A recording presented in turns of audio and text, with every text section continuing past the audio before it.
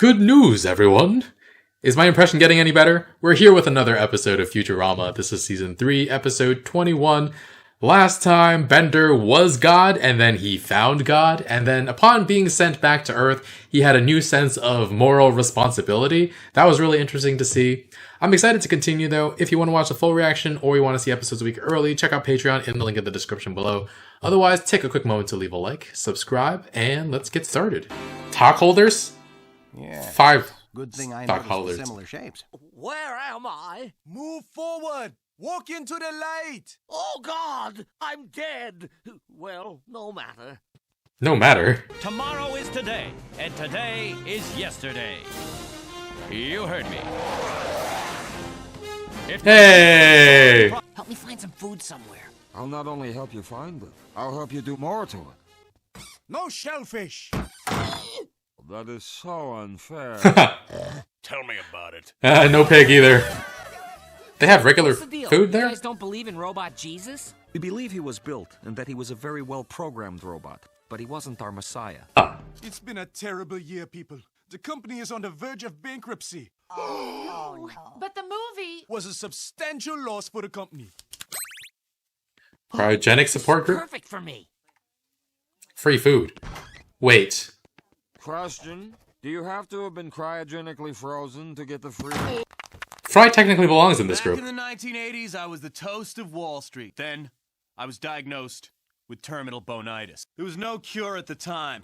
One drug company was close, but I arranged a hostile takeover and sold off all the assets. Made a cool $100 million. They do that a lot. Buddy, I'm from the same time as you. Remember that song, Safety Dance? Sure do. We can dance. Dun, dun, dun, dun, dun, dun, dun, dun. We could rule this world. Reagan No nods. question. If only someone would give us a shot. They're scared of our raw power.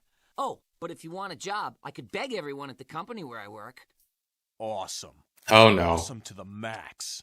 it's time for action. I move that everyone come to my apartment to snuggle my cat.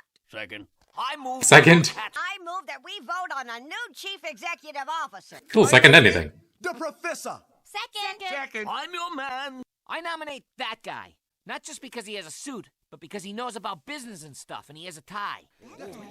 Scruffy votes his 40,000 shares for the mysterious stranger. You have 40,000? 40,000? How come you have 4 times as much stock as the rest of us?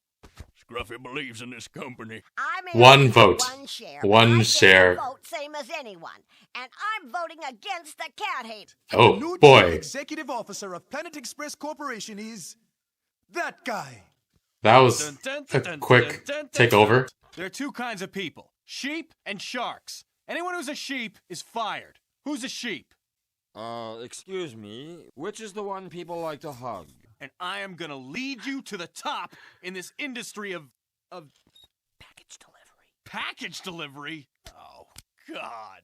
Fantastic! Question number 1. What was your overall business plan? Business plan. This isn't a business plan. It's an escape plan. So long, suckers!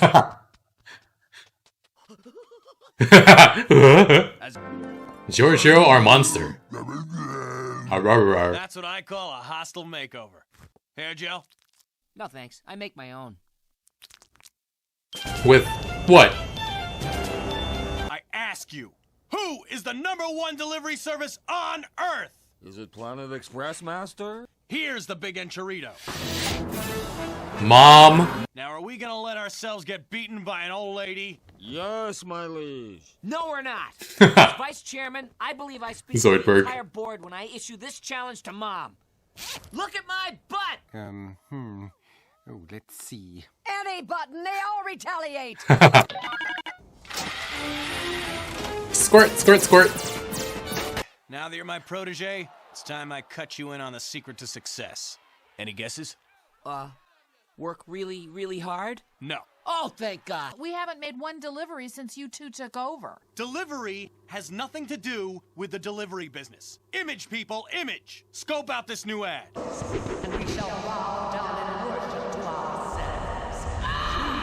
What the heck? That was terrible. People won't even know what we do. I don't even know what we do. Nah, just kidding. What are we, like a bus or something? This company's circling the drain, I tell you. I'd sell my stock right now for a sandwich. Sold. Hey.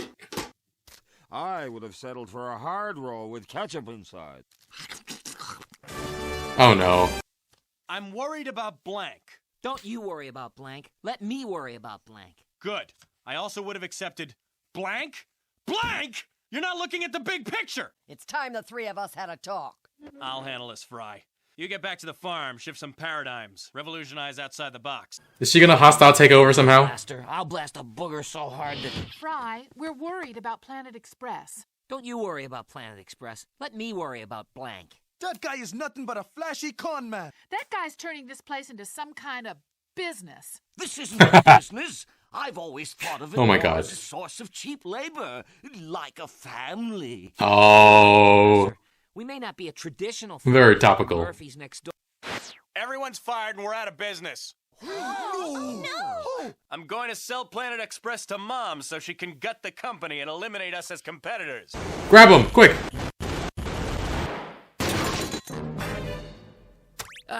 Ms. Johnson, please bring in some more chair fuel. Ms. Johnson, you've never lied to me. Am I still a good person? I don't know, sir. I'm a program built into the intercom. Mr. Fry, your 2 o'clock magician is here. Believe it or not, I have more important things to do today than laugh and clap my hands. Both companies must approve the takeover. Planet Express shareholders, cast your votes. Great Panda of Uganda. We can vote against it. Oof. What the? I neglected to mention that the shares I bought from Dr. Zoidberg gave me majority control. The shares were worthless, and he kept asking for toilet paper. Security, I want that bunch of rowdies out of here. Whoa. Your shares are worth $107 apiece. They are? Oh my God! I'm a millionaire! Suddenly I have an opinion about the capital gains tax. Oh, that's the way it happens. No share. My sandwich. Has it also appreciated in value? Please, oh please. You didn't even refrigerate it, you spineless lobster. You had to drag spines into this. The deal will go ahead as... Whoa, what the fuck? Bonitis. I was so busy being an 80s guy, I forgot to cure it. Oi. He's dead. Who do his shares go Fry to? out his fillings, feed him to the jackals, and let's get on with the sale. That guy was the greatest businessman that ever lived. And before his mysterious death, he taught me everything he knew. But so I'm giving up control of the company to a man of enormous experience, Professor Hubert Farnsworth. Oh, We all want to be filthy, stinking rich. trust me, 2 out of 3 doesn't cut it. You mean you'd rather be rich than work together? Hell yeah! You can open a new company. Millionaires, nothing. The stock's only worth 3 kajiggers. We're poor no matter what I do. The deal is off. Oh my God. Look, so we're not millionaires. At least we all still get to work together. You fat mouth. See you guys Monday. Oh, this show. This frickin' show. A lot of good, topical jokes in this episode. We'll talk more about it later. This show continues to amuse and surprise me with its writing. They had jokes about the stock market and financial institutions that are very on point while also being very funny. This show is just such a gem. And Planet Express was having its very pathetic shareholder meeting. I have no idea how their business works, but how the heck was an $8 bank error in their favor like 2/3 of how much money they made? And are we talking about like total gross income or just profits? Is Planet Express like secretly a front for drug smuggling or like black market goods? Because the amount of fuel alone and the cost of maintenance and property tax and everything, employee salaries, feels like it isn't covered by the occasional deliveries our crew makes, right? I mean, I guess Nibbler creates all the dark matter they need for fuel, and Farnsworth famously pays his workers horribly and still cuts their pay occasionally. Maybe the whole thing is subsidized by Farnsworth, though, because he has some very impressive inventions.